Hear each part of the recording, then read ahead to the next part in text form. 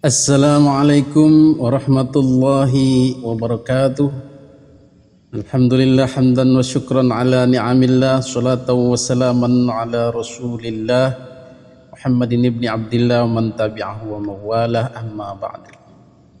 Hadirin para netizen yang dimuliakan Allah subhanahu wa ta'ala, pada kesempatan video kali ini kita akan mengulas tulisan Kiai Haji Imaduddin Utsman Al-Bantani merespon atau membantah Kiai Muhammad Najih Sarang yang tercantum dalam buku Robitoh Alawiyah itu loh, keabsahan nasab Ba'alwi.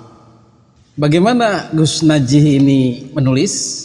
Begini, selanjutnya buku ini secara tegas membuktikan bahwa klaim yang sering dihembuskan oleh pihak-pihak pembatal nasab mengenai syarat kitab sezaman sebagai prasyarat keabsahan nasab adalah omong kosong. Tidak ada referensi ilmiah yang mendukung klaim tersebut. Jadi intinya bab nasab atau bicara tentang nasab gak usah pakai kitab sezaman atau referensi terdekat dengan sejarah itu, gak usah. Terus pakai opo? Yang di TKP itu, yang dipercaya itu nantinya apa? Kalau netizen yang sering menyimak channel ini tahu bahwa yang dipakai oleh Ba'alwi itu bukan kitab sezaman atau sumber-sumber primer di TKP, bukan, tapi keterkenalan, syuhrah wal istifadhah, kemasyhuran, pengakuan orang-orang, dan husnudzon, berbaik sangka atau diiyain saja, dianggap begitu saja pengakuan mereka itu, dibenarkanlah begitu. Jadi yang penting sudah terkenal, yang penting orang menyangka itu turunan Nabi, udah cukup. Dan itu pun baru dimulai abad 9 Hijriah, 500 tahun setelah meninggalnya Ahmad bin Isa. Kembali ke tulisan Kiai Haji Imaduddin menanggapi Gus Najih ini, beliau mengatakan bahwa Gus Najih itu tidak memahami bab tharaik itsbatun nasab, metode atau jalan-jalan menetapkan nasab, cara menetapkan nasab. Jadi menurut Kiai Haji Imaduddin, dalam bab taraiku itsbatin nasab itu untuk nasab jauh seperti seseorang tersambung kepada Kangjeng Nabi, ya divalidasinya melalui sumber rujukan primer atau sekunder yang terdekat. Dan itu dalam memvalidasi apapun, sumber-sumber yang terdekat itulah yang dipercaya. Masa mau dibuang?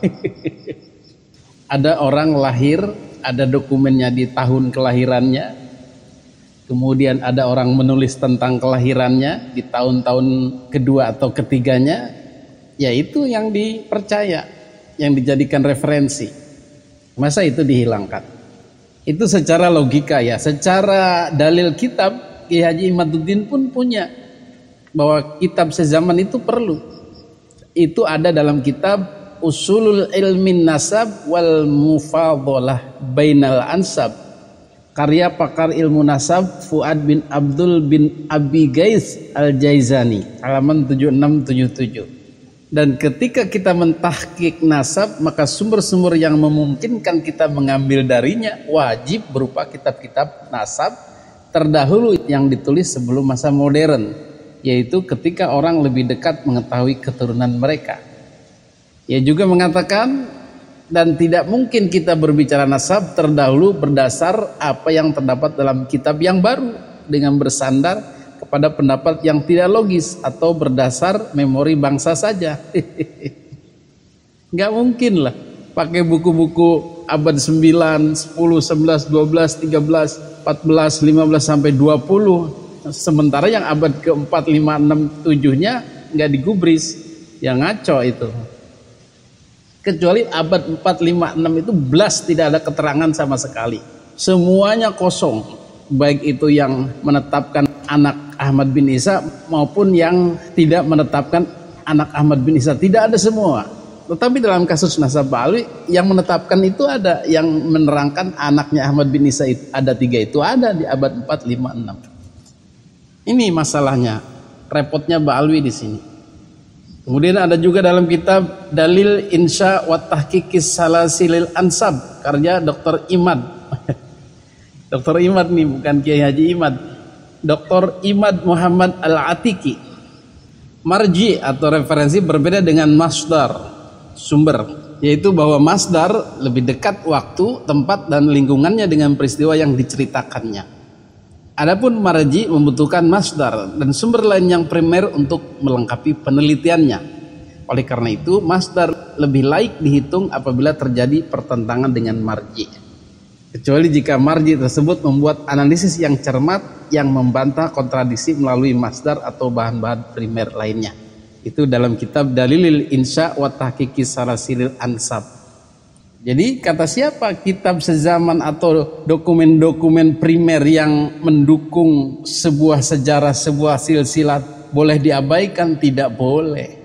Seseorang lahir dikasih nama Fulan, lahir tanggal sekian di tempat anu, rumah sakitnya ini, lengkap catatannya.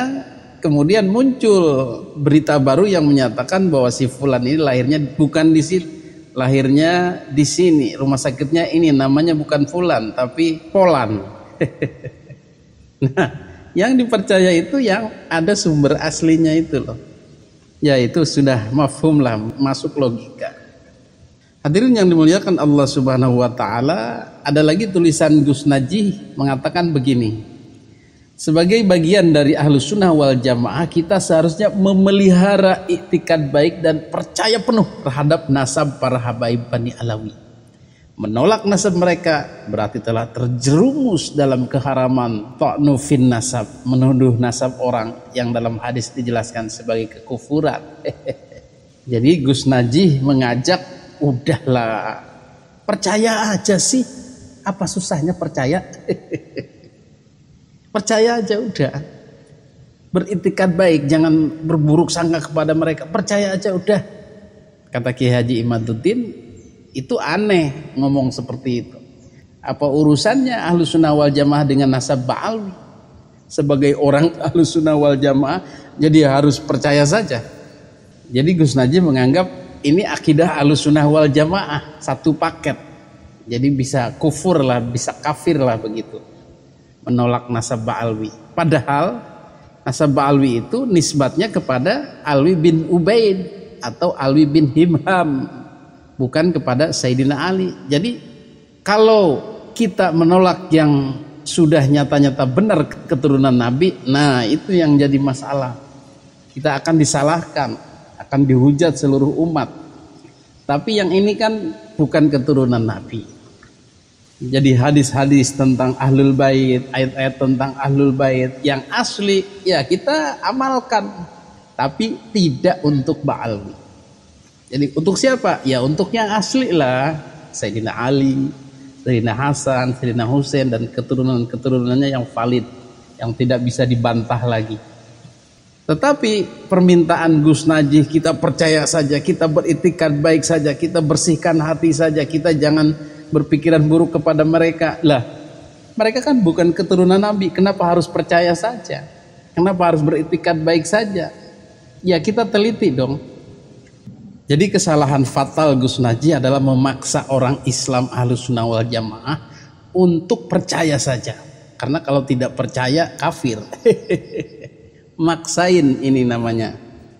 Tidak ada suruhannya, tidak ada anjurannya, tidak ada dalilnya. Kecuali yang jelas-jelas keturunan Nabi. Ini mereka ini bukan keturunan Nabi, kenapa kita dipaksa-paksa harus mengakui? Justru kita akan berdosa. Orang yang bukan keturunan Nabi, kita memaksa-maksakan mengakui orang bukan keturunan Nabi sebagai keturunan Nabi. Ya dosa lah. Yang rugi Kanjeng Nabi Muhammad SAW. Jadi inilah sudut pandang yang berbeda. Kita ingin memuliakan Nabi, menjaga kehormatan Nabi, membersihkan Nabi dari ditempeli oleh orang-orang yang bukan haknya, bukan keturunannya. Sementara Gus Najih menempelkan orang-orang yang bukan keturunan Nabi ini kepada Kanjeng Nabi. Mana yang beriktikad baik kepada Kanjeng Nabi? Mana yang menjaga kehormatan Kanjeng Nabi? Kiai Imad atau Gus Najih? Kan gitu.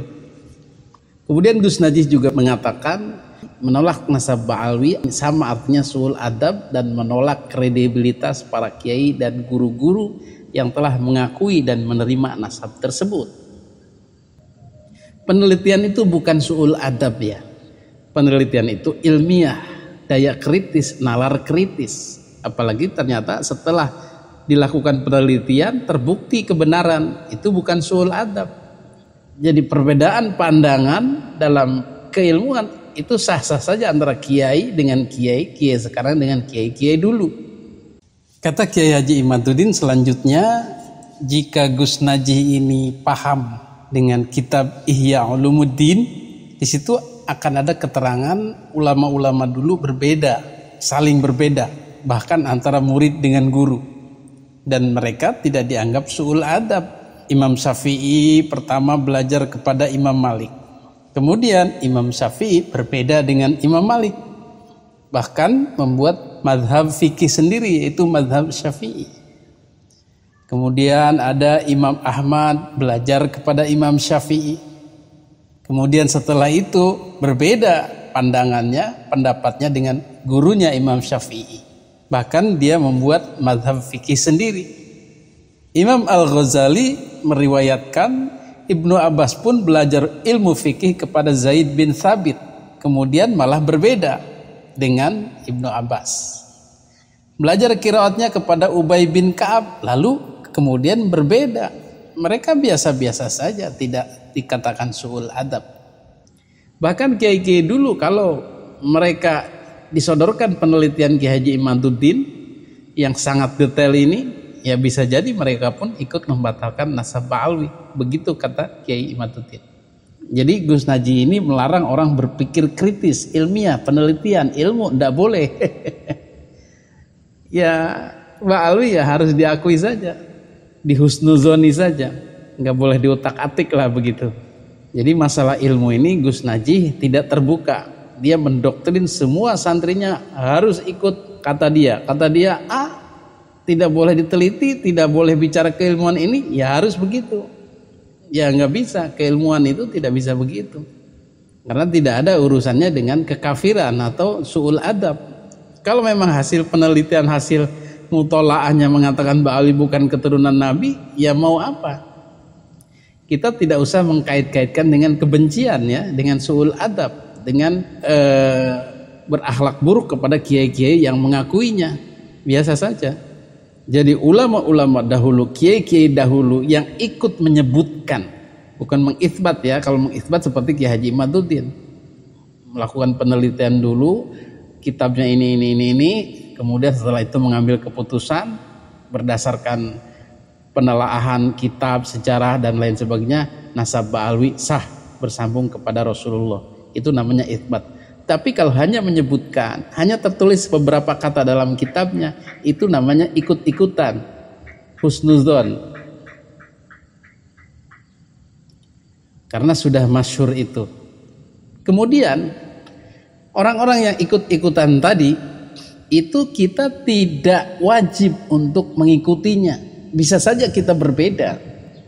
Tidak ada ketentuan dalam agama bahwa kita wajib mengikuti orang yang menuliskan itu nasab Ba'alwi. Itu kita tidak ada kewajiban bertaklid kepadanya. Contoh kemarin itu dalam video Aprilia Manganang yang mengaku perempuan setelah diteliti laki-laki, maka kita tidak perlu ikut-ikutan orang-orang dulu yang menyatakan Aprilia perempuan. Walaupun itu yang mengatakan itu dokter, kiai, ustadz, ya tetap gugur dengan penelitian baru ini. Dia adalah seorang laki-laki. Demikianlah beberapa sanggahan dari Kiai Haji Imaduddin terhadap pernyataan Gus Najih. Selebihnya Anda bisa baca di web nahdlatululum.com. Hadanallahu wa iyyakum ajmain. Wassalamualaikum warahmatullahi wabarakatuh.